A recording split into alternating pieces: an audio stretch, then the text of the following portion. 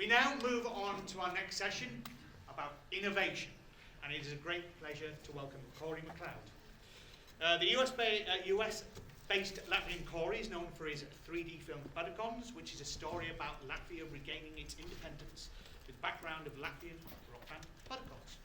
Cory's work has spanned new media art, theatre and performance, and communications art. He studied theatre, film and television studies at the University of Cologne and has earned a postgraduate diploma in African studies and an MA in theatre and performance from the University of Cape Town in South Africa. His work for the stage has been staged at theatre in Europe, Africa and the United States. And for the past few years, Cory's work has been focused on digital experiences for brands such as Target, Salkanoi, Arby's and Boston Scientific. It's a great pleasure to welcome Cory to the stage. Thank you very much.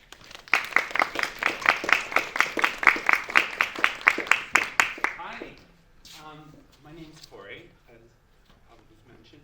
Thank you for coming. Thank you to the U.S. Embassy, not just for supporting this day and having me here today, but just all the work you do in supporting arts and culture in Latvia.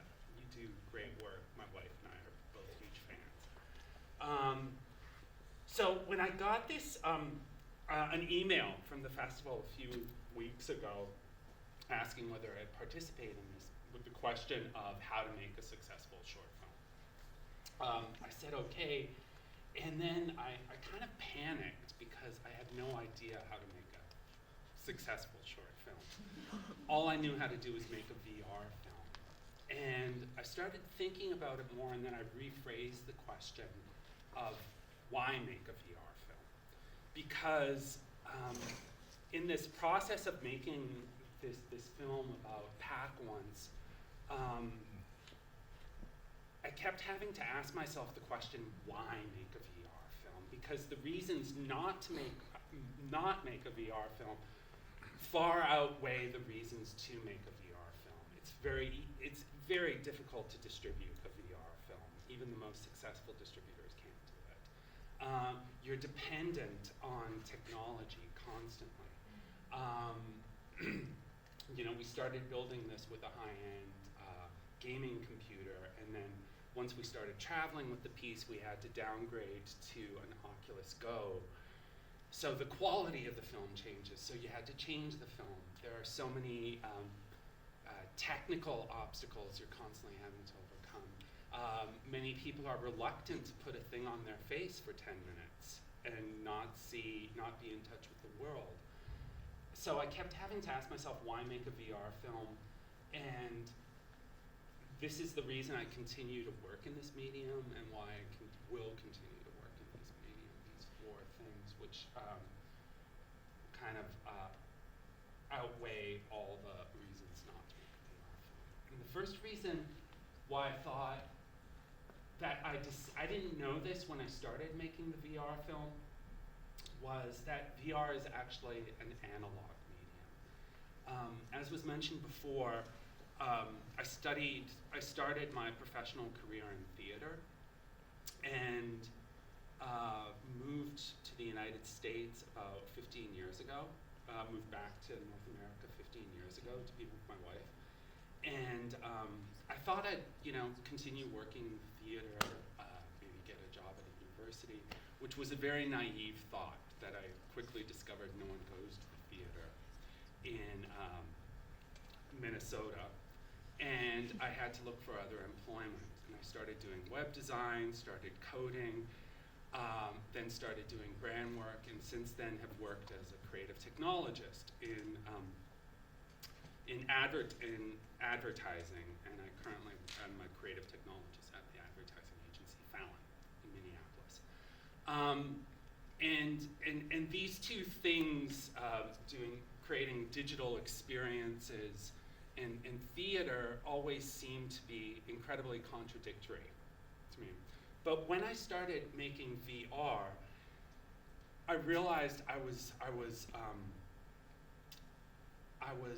taking from my experience, from my theater experience and stagecraft experience into VR, because like theater, you have very few materials that you can work with. You basically only have words, sound, audio, you have light, and you have space. And those are the things you have to work with in theater. And those are very similar things as you're creating actual spaces in VR. And that's the thing that fascinated me about this medium, is that where I realized that oh, okay, so we're going to use a microphone, because I guess I'm not as loud as I thought I was. Where there was an intersection between this very sort of analog medium, theater, and this sort of future-forward medium, virtual reality. The second reason I discovered was the story of this rock band Pack Once is a story about alternate reality, alternate truths.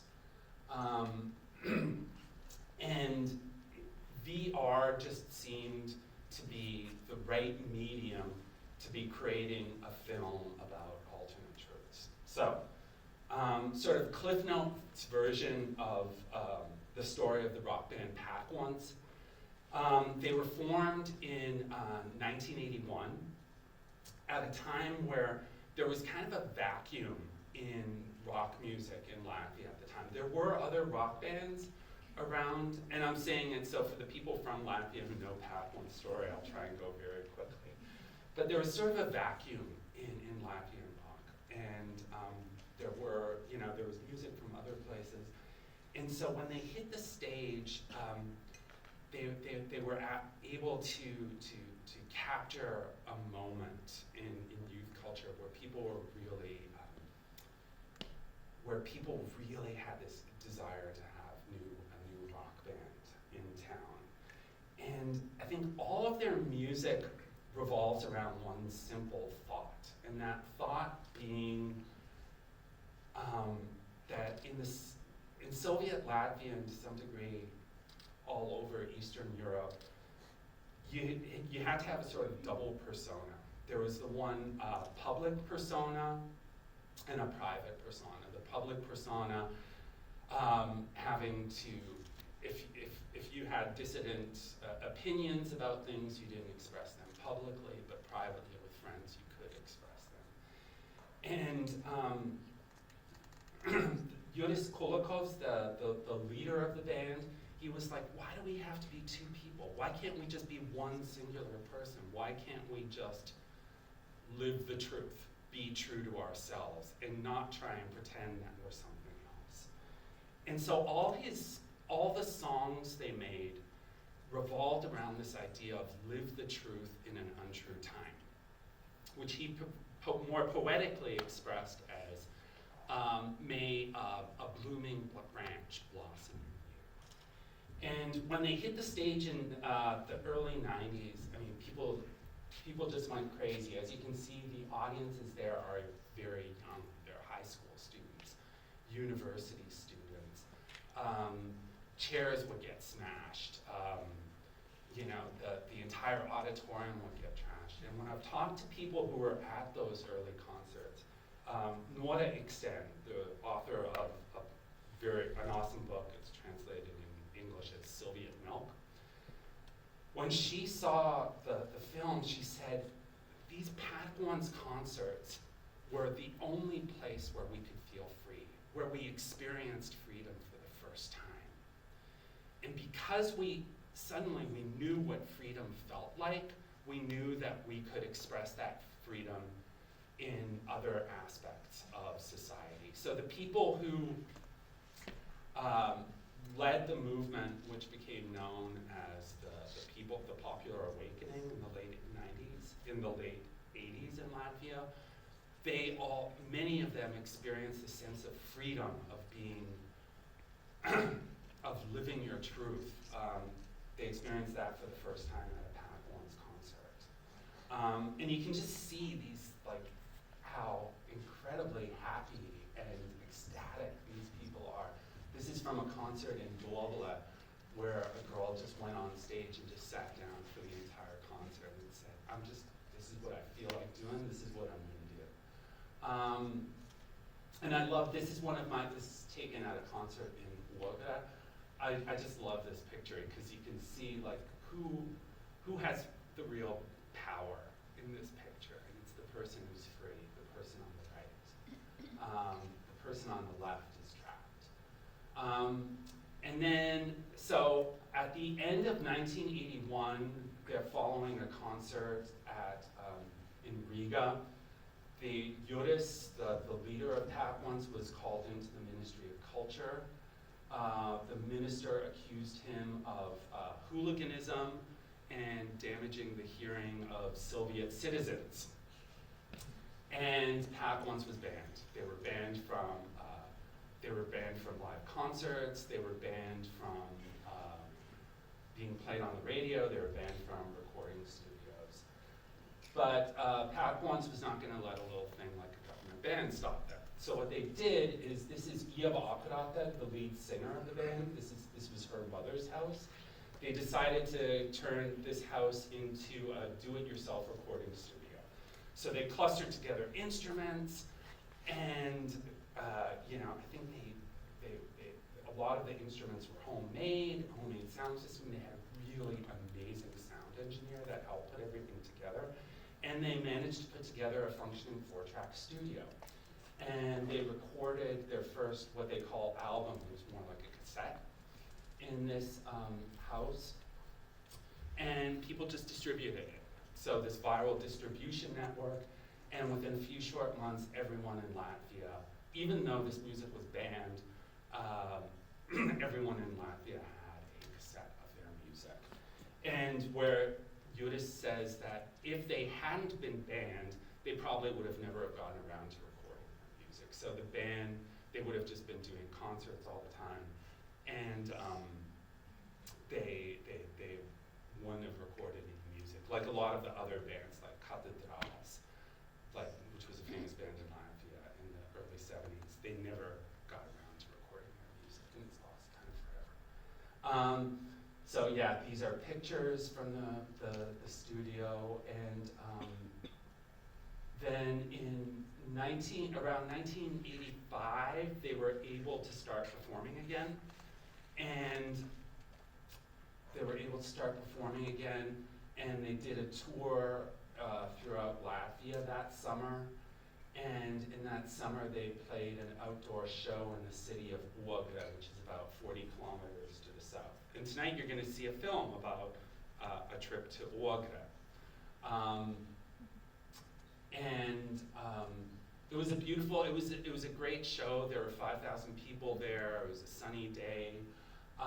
But most of the people who were at the concert had taken a commuter train from Riga.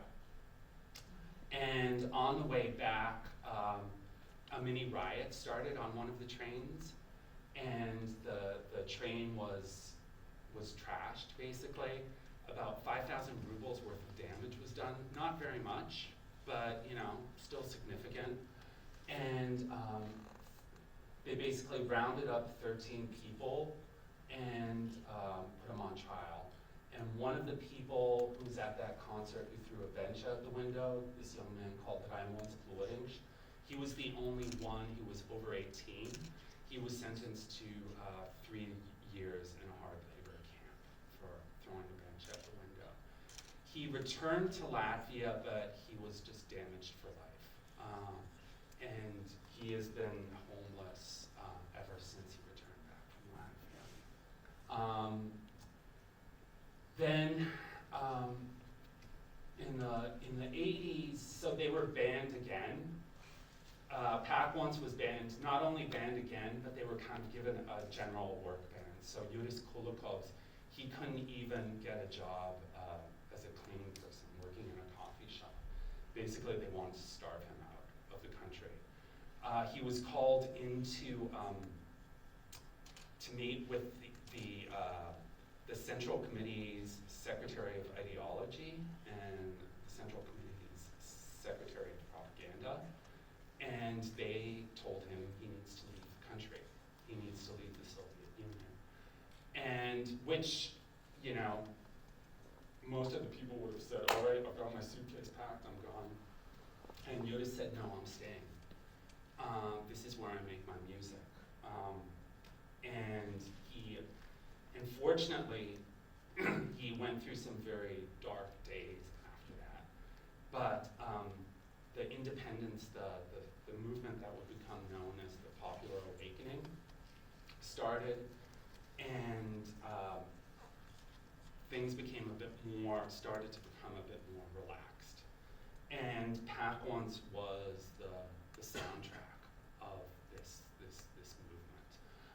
This is Pack Once lead singer Ieva Akurate at sort of what was the kickoff event of this movement. And I think some of the brightest minds in Latvia spoke at this event, but if you ask anyone who was at this event what they remember most, they probably remember Ieva singing that day. And then in 1991, when the independence movement in Latvia seemed irreversible, the Soviet government, Moscow, sent in the troops, and the barricade period started. And where people set up barricades around vulnerable targets, and Pack Once played at the barricades day and night, just to kind of keep the people who are standing at the barricades awake, and to motivate them. And that's Pack Once's story.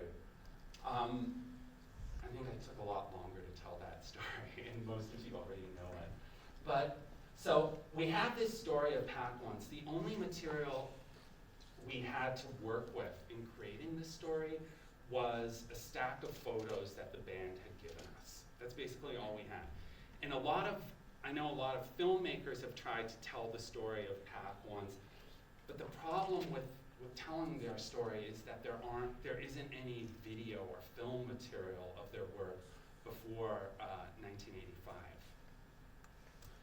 And so we decided what we did is, so the way I created this project, I'm a creative technologist at Fallon, and I said to my bosses, I'd like to create this project as a pro bono project.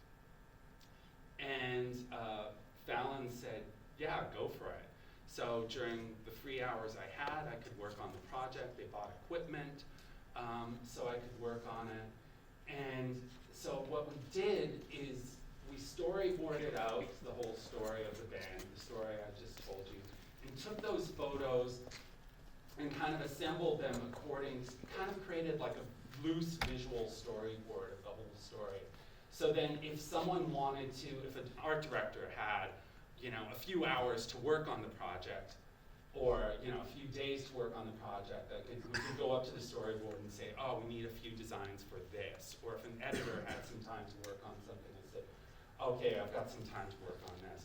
So this is how we kind of slowly kind of started to piece this together. And and then we went to Latvia. We also did these interviews with the band, and we used a system called Depth Kit, which is a volumetric film capture. So it's basically you take a normal DSLR camera, you pair that together with a Microsoft Kinect device, and then it takes that, it blends the Microsoft Kinect, the point cloud data information, pairs that to the DSLR capture information, and creates something like a 3D-ish kind of video model of what you're creating. We ended up not using it because the edges are just way too pixelated, and it just didn't have as we started to concept through the thing, it just didn't have the kind of look that we wanted it to have. So we ended up scrapping that. But the kind of place where we ended up, where we said, okay, if we're creating a film in virtual reality, we're automatically competing against the Pixars of the world, with the Chris Milks of the world. And we're a small agency in flyover country America. We can't compete with that. So let's try and create something that's maybe that we can execute well. And we came up with this idea of do-it-yourself VR that feels very pieced together. So where we just took all this archive material and just cut it up and put it in a virtual reality space. So instead of creating purely 3D VR, we called it 2.5D VR. And once we started doing this, we started realizing that it's more aligned with the art that was happening in the 1980s in Latvia than if we tried to create a photorealistic depiction of that period. And one of our main points of inspiration was this magazine called Upwards, which felt like a professionally made zine. It felt cut up, it felt radical, it felt pieced together, but there was sort of a craftsmanship still to the piecing together of everything. And so we took that and we thought, how can we basically create a 3D environment out of these? We also were incredibly inspired by this artist, Andris Breja, you know, in this sort of collage style. How can we create a punk rock collage in 3D? What does that look like? And here's another one of Breja's drawings. And also inspired by Russian artists like Ilya Kabakov and his installation design. This is from an installation he did at the Venice Biennale in 1993. And also just looking at, this was what was the most fascinating thing for me is I started traveling to Latvia in the mid to late 80s and trying to remember, like you see photos of things and you think they're accurate depictions of it, but these objects, the photos don't really tell what the stuff felt like, what the material felt like. And once you're working in a 3D world and you have you put them in these physical spaces, you've got to think about, okay, how did light bounce off objects? What did the textures feel like, and trying to recreate that. And it was kind of like an archaeology, like a memory archaeology that I had to go through, which was, you know, kind of a fascinating process. And this is like a capture from like the first scene in the VR piece where we also tried to recreate this sort of, this false utopia that the establishment tried to convey. This sort of, there aren't any spaces in Riga that look like this. This is more like, kind of like a 3D collage of a bunch of different sort of social realistic architecture and brutalist buildings kind of clustered together. And then combining that with this sort of cut out archival footage in this sort of punk rock collage kind of style, like with the Upwards journals. And the other thing we drew inspiration, this is Yuri's Kulakov's in his home office, and we looked at his music notes, and he has this very beautiful handwriting. It's not proper, but it's very, you know, you can kind of like almost hear him thinking out loud. And these are the original music notes for one of his most famous songs, a ballad about a swan. And so we decided to use these music notes as textures in creating spaces. And here you can see those music notes are the floor, our walls, our chairs, and then put those together with archival footage and other objects. And the next sort of like archaeological piece was, we found out that there was, that the National Film Archive had a small box of photo negatives that were just labeled PAC ones, and no one had developed these photo negatives. So we didn't know no one knew what they were. And then we went over to develop them, and then we discovered that there were 500 photos from the concert in Ugra, after which the riot broke out, and those 12 people were put on trial. And those photos were taken from every single angle, from the back of the stage, from the back of the audience, in the middle of the audience. So we just cut up those photos and turn them into like a 360 collage that you were standing in front of. And kind of like, if you get a chance to watch the film, you'll really, it feels very abstract. It doesn't feel photo real, but you still get, it doesn't look like you're in a real concert, but it feels like a real concert. It's you know, just this strange sensation, and then,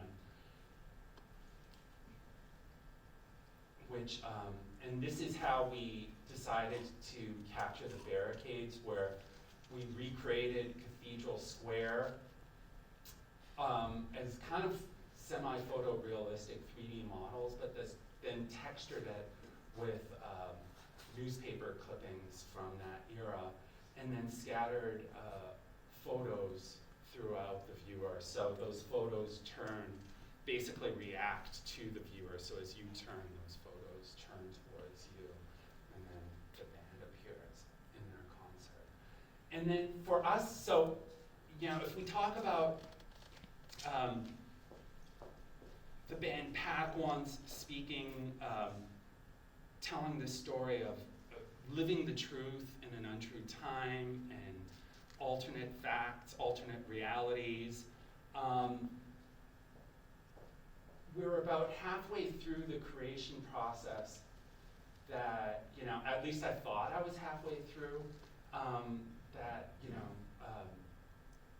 Donald Trump was elected, and, you know, the world he was creating started to resemble that world of Pack One's story more and more. And it wasn't like one day we said, okay, we're going to turn this story of Pack One's into a story of Trump and what's happening in the US right now.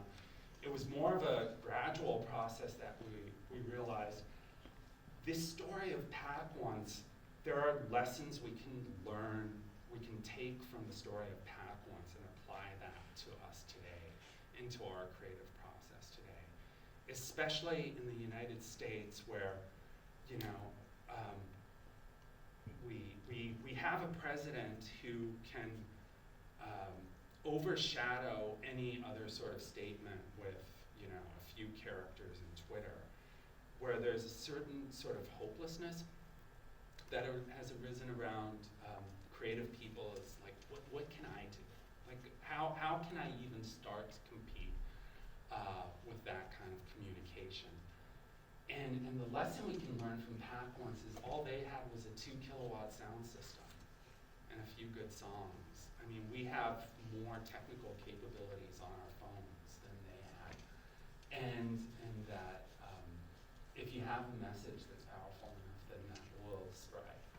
And so what we did is once we kind of made the decision, no, we've just got to rework the piece and turn this into a story about us, as opposed to a story about a historic story. We started reworking the story and kind of blending it in, creating those resonances with our period, and doing it subtly throughout the piece and reworking it. And then created the end, redid the ending of the story to say, yeah, if you heard these resonances were intentional. And so the next reason, but for me the biggest reason to create VR, which became the most rewarding, so we finished the piece. It took us about 2 years to make the piece. And then we're like, well, how do we show this to people? We had no idea. We couldn't really distribute it on a streaming service. So there are like VR streaming services like the Steam Store and the Okta Store, but people don't really have VR headsets. Even the people who have VR headsets, they maybe get them for Christmas and then they collect dust in a corner somewhere. And even the people who do use VR regularly, they're into gaming. They don't want to watch a historic documentary or a rockumentary about it. So how do we take this around? So we thought, okay, let's just stage screenings. Let's just take, you know, if the people won't come to the VR, let's take it to the people. So we were invited to so our first showing was supposed to happen in Paris in May 2018, we were invited to a VR festival called the Alibaba Vr Park that takes place within the Viva Tech, which is a big technology festival that happens in Paris, and they have a small VR park. And they were excited to show something with content. Most of the things they were showing were like, go on a roller coaster in VR, or go to this African theme park in VR and stuff like that. So they were excited to have something with a bit of content, with a bit of meat to it. And the sponsors joked, the French sponsors joked that, hopefully our, not the sponsors, the festival organizers joked, hopefully our sponsor won't have anything against this, being Alibaba, a Chinese company. And a week and a half before we're set to leave for Paris, we got an email from the festival organizers saying, remember how I joked that, Alibaba, a Chinese company, might have something against that? Well, they do. And they have forbidden us from showing your film at this festival. And, obviously we were outraged by that. Wondering like why a film about bringing down communism with music can be banned in this day and age, or not allowed in this day and age. And I got to feel a bit, so it was because our company at the time had Huawei, another Chinese company, the phone, as a client, and our parent company, which is a French company, Publicis, has Alibaba as a client.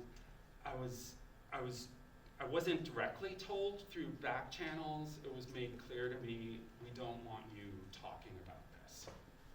And I went along with it. And I got to experience, a little bit of what people may have felt back then about, no one has to directly tell you how you're supposed to behave or what you're supposed to do or not do. It was made very clear to me how to respond, and I responded in the same way.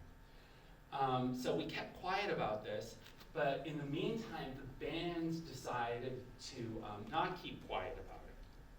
So they went to the press, and they went to the press in Latvia, and sort of a mini scandal arose, and which kind of came back to us through back channels, but it created a buzz. And then, so what happened was our friends of ours in Paris had heard about this, that we weren't allowed to be in this VR park, and they said, well, why do you have to put on your thing here? We've got a stand, because we do all the branding for the big VR festival, and they give us a stand.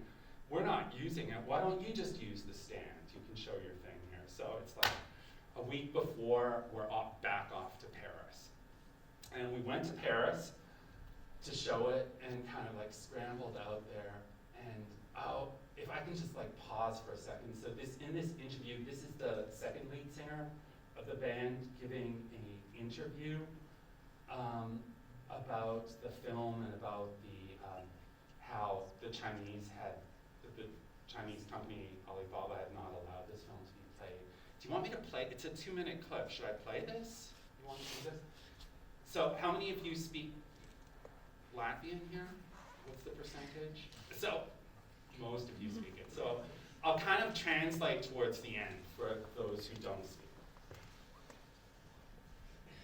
Oh, sorry. Raimond, izstāsti savu stāstu no pērkona iekšpuses par šo te filmu, un jūsuprāt, kāpēc? Jo organizatori ieskatā tā doma ir, ka tur ir politisks iemesls, ja mēs zinām, ka Ķīna tomēr arī komunisms tur joprojām ir dzīves. Tur ir galīgs komunisms. Tu jau viss pareizi izteici, es neesmu pilnvarot stāstīt no figūras to veidotāju tāda skatu punkta, bet es patstāstīšu, ko es pats zinu par to lietu. Tātad tā ir amerikāņu filma, kas ir izveidota virtuālā realitātē, Bet dokumentāla filma, jau kā filma ar sižetu, ar visu pārējo. Un saucās viņa Rokumentarī, tā kā nevis dokumenti, bet Rokumentarī. Un stāsts ir par no amerikāņu skatu punkta, nu, pa mūsu dziesmoto revolūciju, vai saucam, kā to gribam, par cīņu pret visu to okupāciju tā tālāk. Un tur, nu, parādīti reālā, tur kāda no podnieku filmas un dokumentāli kadri, nu, parādīta situācija, kāda bija šeit Latvijā. Un es saprotu, ka tais kadros mēs skatāmies tieši to pašu, mēs redzam šodien Ķīnā, ja? Un tas, ko tu pateici par tiem sponsoriem, ka viņi no Ķīnas, viņi dod naudu tam festivālam, viņi atteicās no šīs filmas pirmizrādes, kas bija domāta pēc nedēļas Parīzē. Nu, tie autori tagad taisīs to pirmizrādi Ņujorkā, un vienā ziņā tas ir tāds svarīgs mirklis, jo pa 30 gadiem nekas nav mainījies. Ja? Tu saproti, ka pasaule tāda pati ir, ka tie režīmi, kas ir režīmi, viņi nekad neļauj svabadības kaut kādas izpaust. Jo iznāk jocīgi. Amerikāņu filma, brīvā Francijā vai brīvā Eiropā, ja? Tiek kaut kā cenzēta satura dēļ, ja? No Ķīnas puses bloķēta. Ja? Liekas, šodien tas liekas, bet tas notiek, un tas nozīmē, ka nekas vēl nav beidzies. Ja? Nu, rokenrols ir brīvība īstenībā, ja? Tas ir viss pret pastāvošo. Un tā kā viss tas stāsts turpinās. Bet gan jau mēs vinnēsim un uzvarēsim. So I'll just translate that last bit, because I think that kind of captures the essence of what Diane once said was, he says, rock and roll is freedom. Rock and roll is freedom. And we'll win. Because if you give a person a choice between freedom and servitude, no one's going to say, oh yeah, I'll take servitude. They're going to choose freedom, every young person. That's why, for me, at this moment of feeling, and this was before we got this offer to go to Paris again, but this feeling of total, I've been working on this effing project for 2 years, and suddenly someone comes along and says no, and closes the door on you. And then I watched this interview with, I'm sitting there on YouTube watching this interview, and then I felt like he was talking to me saying, we'll win in the end. And we did, because we got to show it the next week. Oh wait, I should put this timer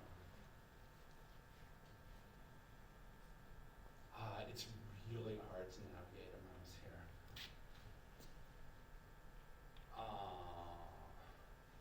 Okay, we'll just go with this. Does anyone see where my mouse has disappeared to? Not enough G-header. Huh? Not enough G-header. Oh, I get it. It was there. Oh, there. Oh, it's gone. There we go. All right, we're back in business. Izstāst. No, we don't need to see that again. So this is from the Paris showing, and when I talk about VR as a happening, because there was some sort of buzz at the festival that this thing had happened, people started lining up. We just set up our thing, put the VR headsets on people, and it was like every person that we showed it to, it was like part of they wanted to talk. They wanted to, okay, I've been taken into this other world. They've come out of the world. They want to talk to someone about that world. And for me, that talking, that public space, that public conversation that happened afterwards was incredibly exhausting, but just as big a part of the VR experience as that actual thing I've been working on for 2 years. And it was from this experience that I kind of realized, no, it isn't just this thing I've programmed and CG'd for 2 years. It's this conversation we're having in a physical space is just as big a part of the VR thing as anything else. So we started creating more experiences like this. This is kind of like a public showing we did at the Walker Art Center in Minneapolis. And we added to this where we had a t-shirt making station where people can make their own t-shirts. They could make buttons with Yudis Kulikovs and Iavaka, that stuff. We gave talks there, and so basically people felt like it was a bigger sort of happening with a lot of other things around it. Then I went to Latvia, and what's that sound? I'll just keep talking, hopefully. And then I showed it to the band. So when Ryan once gave that interview, he still hadn't seen the film. So, and then he saw it for the first time. It was the most terrifying experience I've ever been through. You know, working on something but not actually being in communication with them. And it was like, what Ryan once said, like, first of all, it was, so with these events where I was kind of used to people saying, oh, it's awesome, it's great, you know. And Ryan once, after he took the headset off, all he said was, it was very poetic, and like walked off. And I was like, oh fuck, he hates it. I'm in trouble. And then we sat down afterwards, and then his brain started, like, it was like after 20 minutes, like he was processing the entire experience. And he said, it was like I was in someone else's dream who was dreaming about me. It was like this out-of-body experience. And the lesson I learned from that is I can't go in there with these expectations of, I've just made this thing about you for 2 years. I've created this world and reinterpreted your world, and now showing it to you and expecting the same reaction as an American who knows nothing about this band. And then we started, you know, like working, you know, no, I'll get to that part. And then we just started showing up places. We went to bars here in Latvia, and this is a bar in Old Riga where we just like told people, hey, we'll be showing this film here. And then LMT, who's also a sponsor of this of 2ANNAS, our cousin saw the film, and she works at LMT, and said, they're gonna love this. We have to show this to my bosses. And then the bosses saw it and said, hey, we'd love to put this in our customer service centers so people can just watch it and experience it.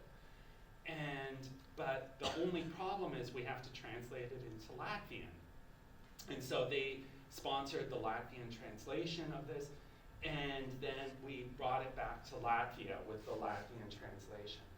And this is the translator, the guy who did the narration in Latvian. This is Laura Ziemel. She did the Latvian. She did the written translation. We had a team here to help us translate some of the visual elements that were in English, kind of recreate them in Latvian. And then we did another sort of happening. This is at an art gallery called Noas, which is basically a boat on the river Daugava, and where we had headsets from the U.S. Embassy had lent us headsets, and that you can watch the experience with, and LMT lent us headsets, and we just showed it to people. And after we showed it, it was a bit crazy because I was expecting like 50 people to show up, and about this huge mass of people showed up, and we didn't have headsets, and they started breaking. And then the band put on a show. And afterwards, we kept showing it until I think the last person watched it at around 2 a.m. And this is the headset at the LMT Service Center. And an important part for me is you know, just telling, so I'm an American Latvian, so I grew up speaking Latvian.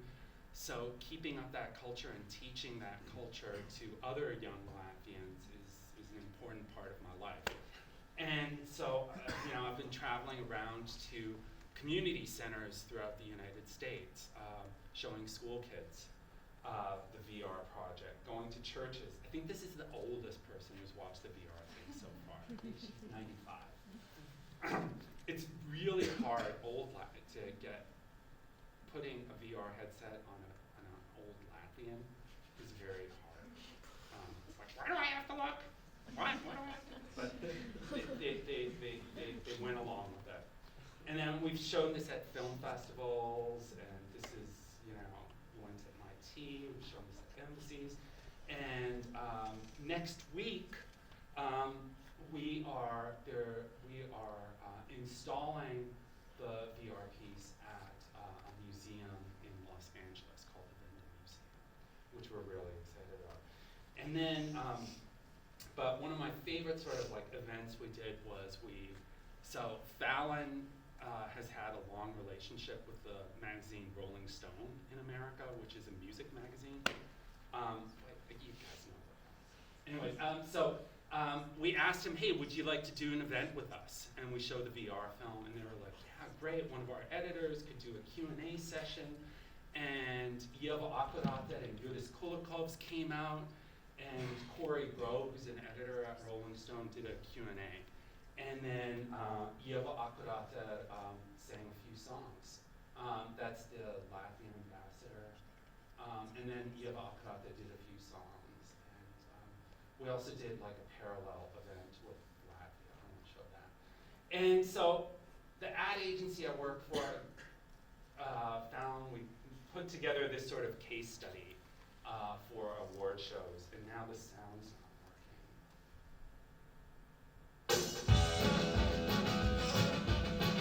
This is a case study of when an advertising agency in Middle America decided to make a virtual reality documentary about a 1980s Latvian rock band. It all started when this guy Hi, I'm Cory Mcleod. decided to do a passion project in an unlikely medium. Cory, as you may or may not have guessed, is Latvian, and like most Latvians, he grew up listening to Parkons. And like most Latvians listening to Parkons, he knew their legendary story well. In Soviet-occupied Latvia, your survival depended on pretending to be loyal to the regime. But in 1981, this band comes along with homemade guitars and a hard rock sound. And it made people feel free for the first time ever. Parkons was banned twice, and their fans put on trial. But the harder the regime tried to stop them, the more powerful their music became. And then it all tipped over.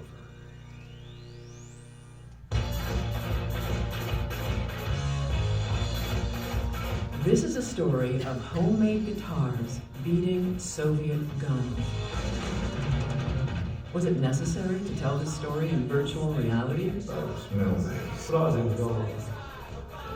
an emotional ride. My Mad Max dream come true. Is this story relevant today? Alternative facts. Alternative facts. Fake news. Fake news. And why did an ad agency decide to tell it? We don't know. We just did. Sometimes a story needs to be told just so that it can stay alive.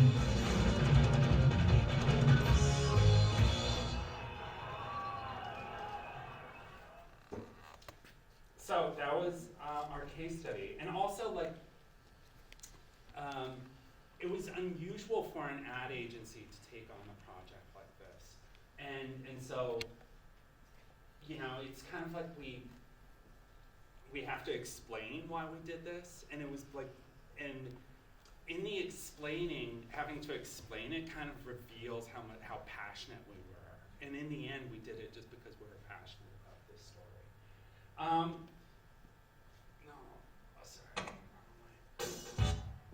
So, sort of the sort of 5 takeaways for students, and I hope that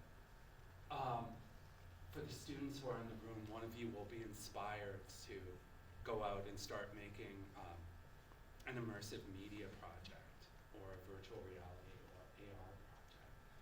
And these are the kind of things that I learned was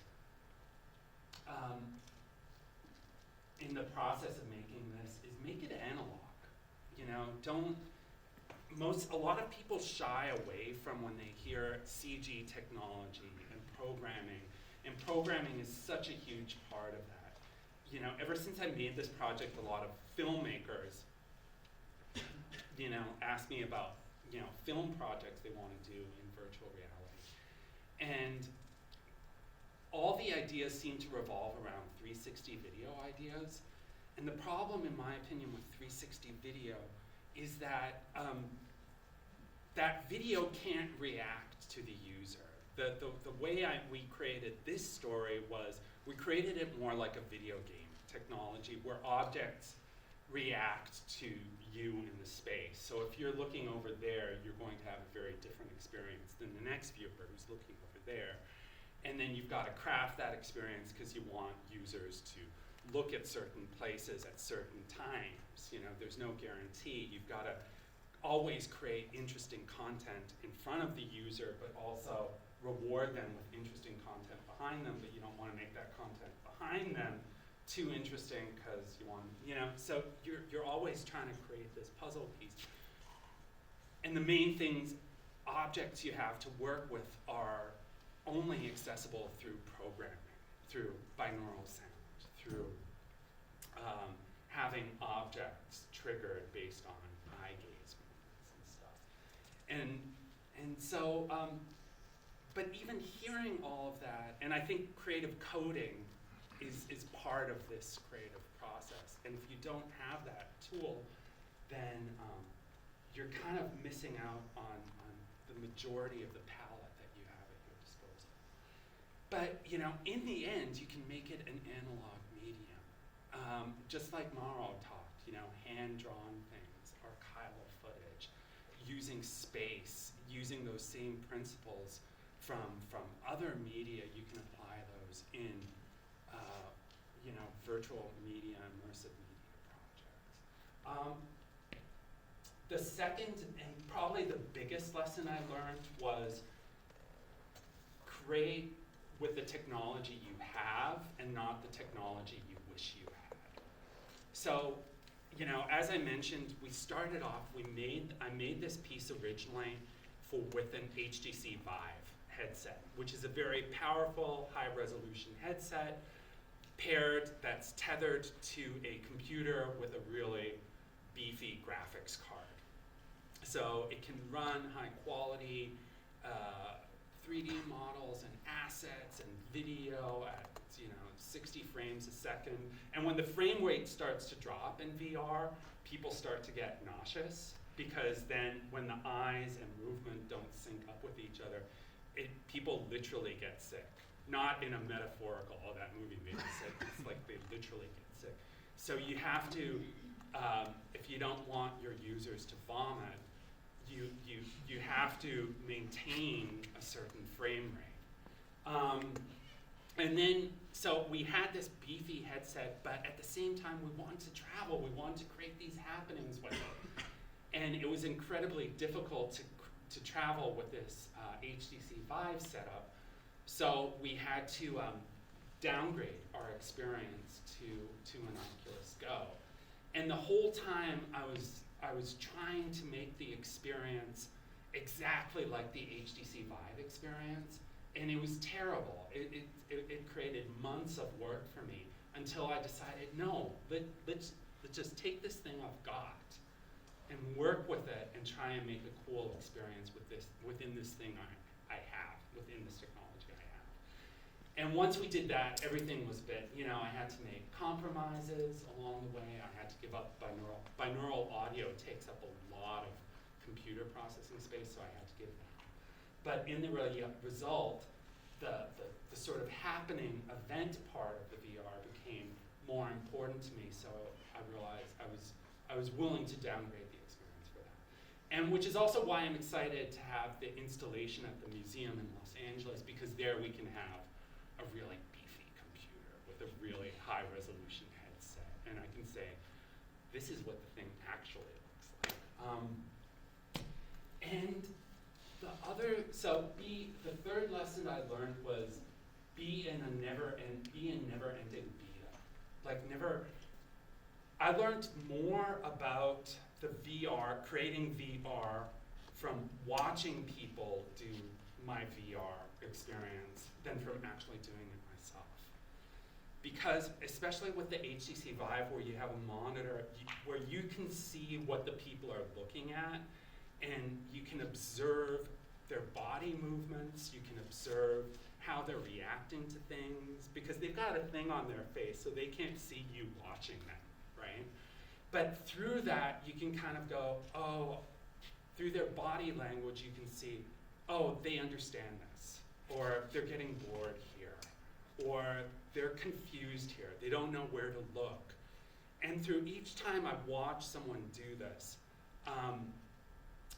I made changes to the actual experience. And it's funny because I was talking to a person, so TDK went away from making analog tape, and now they make sensors, and they make a lot of the sensors that go into VR devices, especially the new Magic Leap device.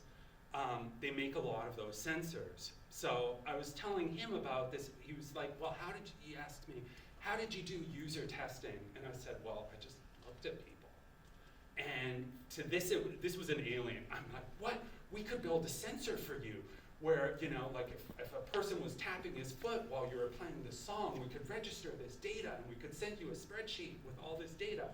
And oh, this went out. But we're almost at the end of the presentation, so just let me. And this is good. And then we can send you all this data. And for me, that personal observation is never a substitute for data. Especially, you know, I work in an ad agency where people are always asking about data.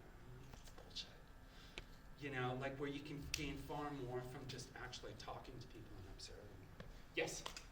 Cinematography for VR, how do you actually plan where people are watching? So I think there's a very famous South 360 footage on YouTube where there's a shot of an airplane, like a small airplane landing, and two guys are standing on the edge of a cliff, and one gets hit in the head with the wheel of the airplane.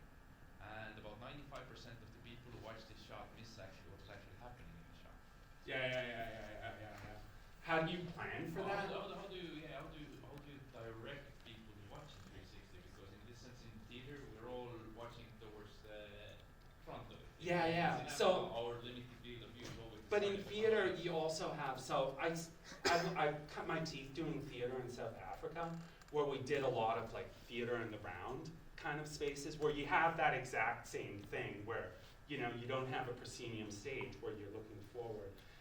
So the techniques we used for, so I would discover when people were missing things like this in the airplane, through actually watching people do it and seeing what they were looking at on a screen. And when I didn't have that screen, I basically, just from the way their head movements would go, I could see what they're looking at. And I was always tempted to just take them and turn them around physically, which is not a very productive thing to do. But, and then based on that kind of stuff, the techniques you use to do that are primarily light. When you create darkness somewhere, people always want to avoid darkness and find where the light is. You turn off the light in one section, you turn on light in another section. Through movement, through animation, having animation go in one direction. Binaural sound's a huge thing. If someone hears something like a small sound, even minimally here, they'll automatically turn to see what that is. And sometimes you just have to put up a sign that says, look behind you. Because you gotta do what you gotta do. But in retrospect, for the projects I'm working on now, I'm planning that process way more rigorously. Because I learned that lesson the hard way of just watching people, which took a lot of time and a lot of effort. And making a change in Unity in a video game environment, programming environment, but a change that might take, an hour at an editing bay, video editing bay, can take days in video. Then something else breaks, and suddenly you've got a bug in this 500 pages of code, and you don't know where it is. So it's far more essential to do that. Does that answer the question? No? We're kind of like in a proto-cinema stage where we're redeciding how visually we see things again, because we can't take a lot of things that we learned from cinematography, like the first close-ups, things we're learning this again from other media. Exactly. And I think that those lessons I learned from theater apply far more to this than cinematography, maybe. I don't really think, although we call this a film, I don't really think of myself as a film person. You know, so those, I'm not bound to those same sort of cinematography kind of like rules just because I haven't been through that same sort of process as you imagine. Yeah. How long is this whole show? It's 11 minutes long. 11 minutes. Have you never considered downgrading and putting it on a screen? No. And the reason for that is, so we did have like an offer to do that, and I was like, in my opinion, putting it on a screen is like once you hit play, it's the same experience. And that's precisely what I didn't want to do. I didn't want to have a static experience. I wanted to have an experience that reacted to the viewer. And doing that even more, you know, like, and those are the elements I keep adding into it and keep reprogramming.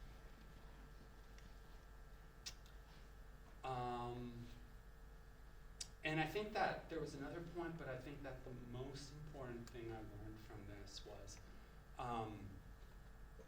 you know, we have a very robust sort of digital creative makers community in Minneapolis.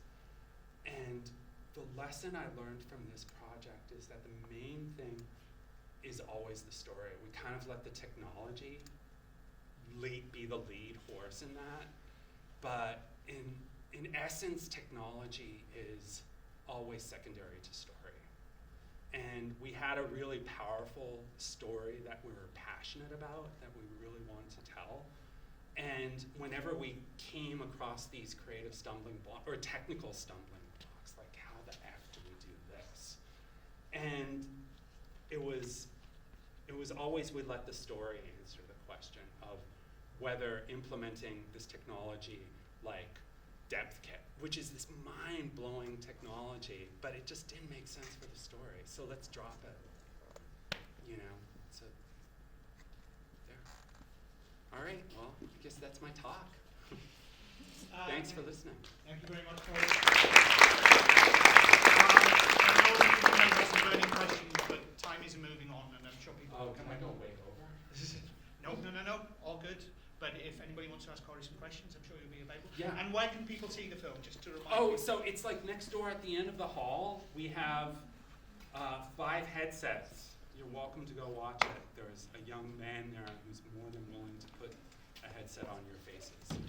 And also don't forget, we have a 5-minute break. 5 minutes, and then we're going to be back here. Yeah.